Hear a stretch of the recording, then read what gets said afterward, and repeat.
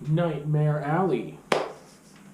A slow theme park ride where you take the turns, one corner at a time, excited but in control until you suddenly realize you're in the complete dark and you don't know how to feel about that.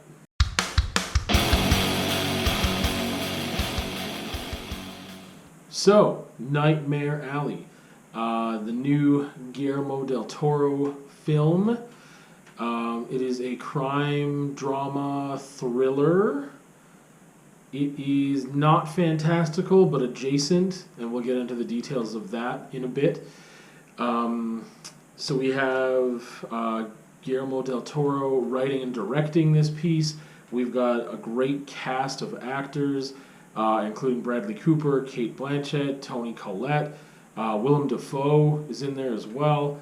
Richard Jenkins, Ron Perlman, Mary Steenburgen. It's a lot of folks that are great at their crafts in this film. The release date of this film was this year, 2021. It's 2022 now. It came out in 2021, still in theaters over here, and it is a remake and an adaptation, I guess, both. So there was a book that came out in 1946 of the same name, and then there was a film in 1947.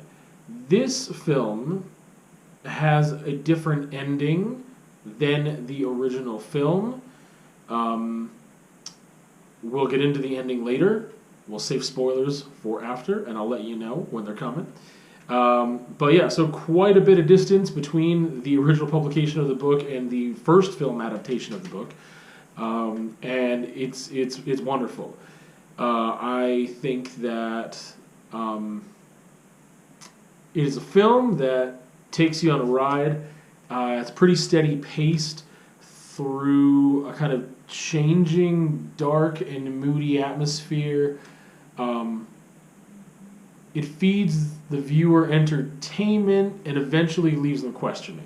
Is how I would describe it. That's pretty vague. We're going to get into specifics, but I would say target audience is for people that definitely like big twists. There's some high stakes, I would say, drama and definitely suspense that are in the film, without having huge action, if that makes sense. It's more the concepts, dialogue, and just the ideas that definitely move this thing along and give it its suspenseful and thriller, nature. Also, again, the drama. Again, it's like high stakes. It's not a light fluff piece. It's dark. It's moody, but it is great, and I want to tell you a little bit about why. Basically, again, I'll get into spoilers later, but basically we have a man on a journey of self-discovery. We've got a guy who has a dark past. That's really clear at the very beginning of the film. He's got a dark past, and he basically tries to escape and run away from his problems by joining the circus. Is basically the not just the metaphor that's extended here, but the literal reality of what he is doing. And through there, I mean, he's on a journey, on a life journey, and there's a lot of twists and turns. He picks up some skills. There's just, again, this is really just the journey of a man, is how I would really put it. It's just a person who, I mean, we all have had made mistakes. We all have a history and some darkness and things in our past. Hopefully it's just past. Some foreshadowing there. But we've got this man trying to navigate his present life, wanting to do better for himself.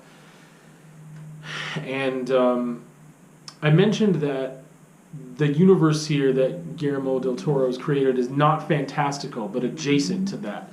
So the carnival that the majority of the movie, or I would say that it's set in or based in, there's nothing here that is fantastical. We don't have monsters or stuff that we don't find in our current reality now. But we have oddities that are definitely a part of the carnival, and strange ideas, some that may be a little bit of the occult. But we don't have any. Again, we don't have evidence of anything fantastical. It's not. It's not a movie that's based in fantasy or surrealism or a different universe. Like the setting is much here on Earth in the United States, and these things are definitely part of the reality. So it doesn't. Again, it doesn't get into the fantastical, but it does get into the weird. So again, if you are a person who likes high stakes drama, thriller, suspense with a darker edge that is very moody and has some conceptual stuff, some points of reflection, then I believe this would be for you. Definitely with the oddities, the weird kind of stuff. And it has that noir vibe to it, that kind of feel to it as well. I'll tell you where it is on my shelf, and then I'll kind of get into a little bit of spoilers and talking about it in more in depth. But it is pretty high on the shelf. It's not top shelf, but it's high on the shelf. It's really hard to get on my top shelf because I suppose I just generally just demand a little more. This just isn't. This isn't enough of something for me to rewatch unless I was showing it to someone. But even then, it doesn't demand as much of a rewatch as other things. I did mention there's some twists in here, there's some big reveals, but they don't make me immensely excited. And there's some questions here too. I think that the audience, me being part of the audience, could become confused as to why they made some of the choices they made and really what's going on. Sometimes that question of, well, what's going on here is exciting and good, but without definite answers, there's this middle ground where either they have to leave things really, really open, and then I'm okay with that kind of, or they kind of have to wrap it up in a way that I'm understanding of what's going on and why. But this middle ground in here is kind of where some of the movie is for me. So I think it is beautifully shot. It's incredibly well written. The adaptation is great, especially knowing how they took the ending and differed it from the original film adaptation. I love Guillermo del Toro's work. I love the performances here by the many great actors, those I've mentioned and those I've left out. And it's a beautiful film. It is done incredibly well. It is I would say it is great. It is just not on my top shelf personally. And rewatch value is a big part of that. I would watch it again for sure. I don't know how much I'd get out of it by watching it again, and that is kind of the thing for me. It is immensely entertaining. I would say that for sure. I wouldn't call it an important film. It does have definitely some areas for reflection. It is kind of a reflection piece, I guess. We can see how a person can fall, kind of death by a thousand cuts, I guess, and that makes one want to reflect on their own choices they make and how these choices can lead you down certain paths. And I think that's worthwhile for sure. That is an important concept. I would say that there are pieces in here that are great for wanting to apply them to yourself. I think that is the thing. It does a great job of being relatable, and that you can find yourself in this film 100%. It doesn't matter who you are.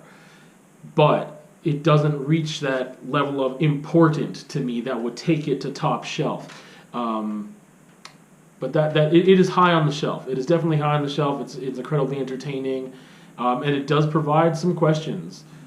With that, I'm going to get into spoilers because I want to talk about a couple things. I'm not going to go through the whole thing top to bottom, but I do want to talk about the ending, and I want to kind of discuss some things that I really enjoyed with it that are spoilers, but also some questions that I had that also lead to me rating this where I rate it on my shelf. I do not own the movie. I saw it in theaters, but if I did own it, I would, just to clarify, keep it on my shelf, keep it high on my shelf, just not top shelf. Anyway, I'm getting into spoilers now. So, a lot of my contention has to do with the latter half of the film, especially the last quarter of the film. We see that Bradley Cooper's character, he's made a lot of choices. He's gone down this dark path, but I don't understand why he's done some of the things he's done. And part of this is just, again, I need to rewatch it, or I didn't get it because I just don't have enough references, or whatever, I'm missing something, or maybe part of it was just in the writing, or it could either be something I missed or something that they missed that maybe they should have made a little clearer because I don't understand the choices that were made and why. I shouldn't say that. I understand why some choices were made, but I don't understand why they were made. So, for example, okay, we've got Bradley Cooper's character hooking up with this psychiatrist that at some point we realize that she's kind of odd, right? She's a little weird. We don't know what she's getting out of things at first, and that becomes clear because she says she doesn't want the money, she doesn't want anything to do with it, whatever. And she just seems to be getting joy out of talking to him about his past. I understand the setup because in the end, she is trying to frame him. She's recording their sessions and knows that he's doing all this crooked stuff, and she ends up taking all the money, right? But what I don't understand is why why does he even allow the sessions to be taped, to be recorded? And if he does allow them to be, let's just say he was playing along, but he seems very adverse to this kind of counseling session in the first place. But let's say it's just his greed, because his greed gets brought up. It is really a story about greed, which I should have mentioned before the spoilers. But let's say that his greed is the reason that he's decided to go through and allow the sessions to be recorded. But he breaks in later, and he could just get rid of those recordings if he wanted to. Yet he doesn't do that. Not that we see. And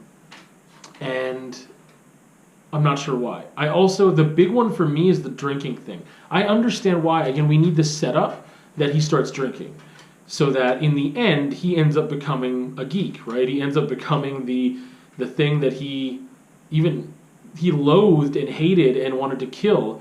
And I mean, his father being an alcoholic and him killing his father effectively, and having all this sense of pride of not drinking ever.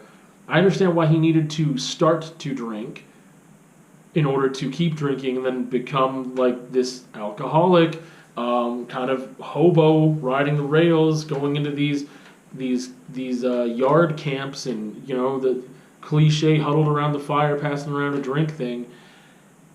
And how that leads him back to the carnival to try to get back on his feet and then end up succumbing to this horrible fate, if you want to call it fate, of him just being that drunk guy who, even though he knows the trick, he knows what's up, he knows that his drink has been laced, but he's too much of an addict to, and he says he was born for it, right? And that brings in this whole question of nature, nurture, and fate and stuff, and the I don't know, I guess that's in one way how he's overcome his greediness, or is he greedy for the drink now? The whole point that I'm getting to, though, to go back, is that I don't understand why he starts to drink in the first place. Why does that happen? Why does he make that choice? He's very adamant that he doesn't drink. We see the psychiatrist ends up kind of maybe earning his trust in a way, but he isn't trustworthy. He ends up, making a copy of that key to do what he wants to do. Again, just lust after money, and that's kind of what was revealed. And I love all the mirrors in here, right? Again, it's a very reflective piece of a film. But they have all these mirrors. They have the Sinner funhouse thing, and lust, I think, was in the mirror he looked at. But his lust for money, his greed, and I just don't understand why he starts drinking, though. I don't think that he ever needed to do that. I don't know how she got him to do that. That part wasn't clear to me. I understand how it's necessary for him to do it, but I don't understand why he makes that choice, because he is so dead set against it. It just seems like it's not in his character to go against that without a good reason.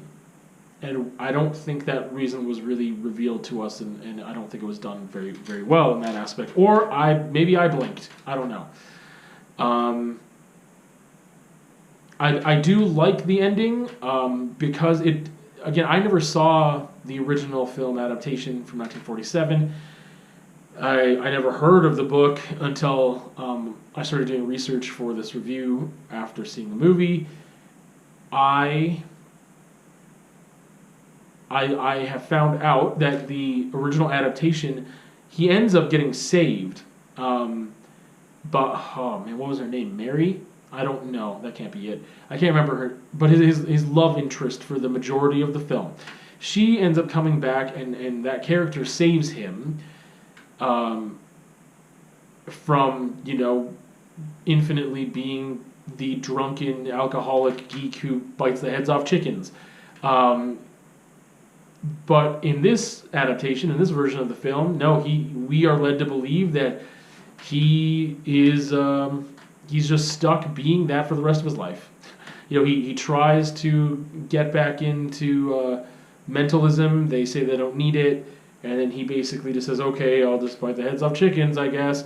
And that's what we're left with. And I like that much more. I feel like it is much more challenging for an audience. I also just like darker stuff generally, for the most part, and that little twist there makes it to me a much more powerful move. It makes it darker in a good way, and I enjoy that. So those were kind of my main things that I wanted to talk about that were spoilers. But again, I think it's a great movie. I think it's done really well, but I did have a couple issues with it that held it back from being on my top shelf, and also some things I enjoyed. So there you go, Nightmare Alley.